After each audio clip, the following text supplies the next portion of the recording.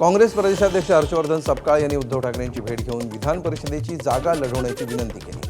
खासदार संजय राऊत यांची माहिती, उद्धव ठाकरे विधिमंडळामध्ये गेल्यास मवियाची ताकद वाढणार।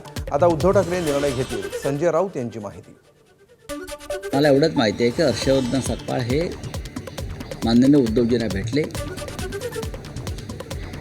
आणि त्यांनी उद्धवजींना विनंती केली आहे की आपण ही जागा स्वतः लढावी आणि विधिमंडळात जावं। त्याच्यामागे भूमिका अशी होती की महाविकास आघाडीचं नेतृत्व विधिमंडळात एका सक्षम महत्त्वाच्या नेतृत्वाकडे असणं गरजेचं आहे।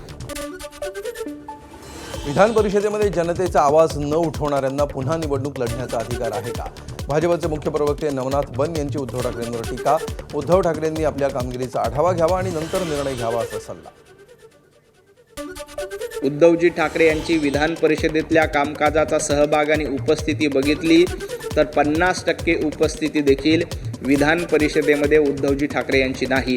उद्धवजींनी स्वतःच्या अंतरात्म्याला एकदा आवाज केला पाहिजे आणि मग विधान परिषद लढवण्याबद्दलची भूमिका जाहीर केली पाहिजे।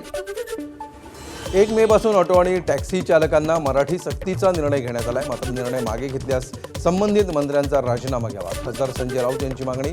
मराठीच्या मुद्द्यावर आव्हान म्हणजे सरकारला आव्हान असल्याचं संजय राऊत यांचं मत। जर सरकार मागे हटत असेल मराठीच्या प्रश्नावर तर ज्या मंत्र्यांनी हा विषय सुरू केला करणारच मराठी शिकावंच लागेल त्यांनी मंत्रिमंडळातून मराठीच्या मुद्द्यावर राजीनामा दिला पाहिजे। महाराष्ट्रात मराठी शिकणं गरजेचं, प्रत्येकाने मराठी भाषेचा आदर करावा। भाजपचे मुख्य प्रवक्ते नवनाथ बन यांचं विधान। मराठीच्या नावाखाली धमकावणं, मारहाण करणं, दहशत निर्माण करणं सहन केलं जाणार नाही। भाषा संवादाचं माध्यम, संघर्षाचं नाही, व्यक्त केलं मत। महाराष्ट्रामध्ये मराठी सक्तीचीच आहे। मराठी प्रत्येकाला आली पाहिजे ही राज्य सरकारची भूमिका आहे, महायुतीची भूमिका आहे, भारतीय जनता पार्टीची भूमिका आहे। परंतु मराठीच्या नावानं गुंडागिरी करणं, मराठी आली नाही तर आम्ही तुम्हाला कानाखाली मारू, अशा पद्धतीची भाषा देशातल्या कुठल्याही राज्यामध्ये सहन केली जात नाही। बीडच्या केजमधील मस्साजोग सरपंच पदाच्या पोटनिवडणुकीसाठी मतदान। सरपंच पदाचे उमेदवार अश्विनी देशमुख यांनी कुटुंबासह बजावला मतदानाचा हक्क। अश्विनी देशमुख विरुद्ध स्वरूपानंद देशमुख यांच्यामध्ये सरपंच पदासाठी लढत।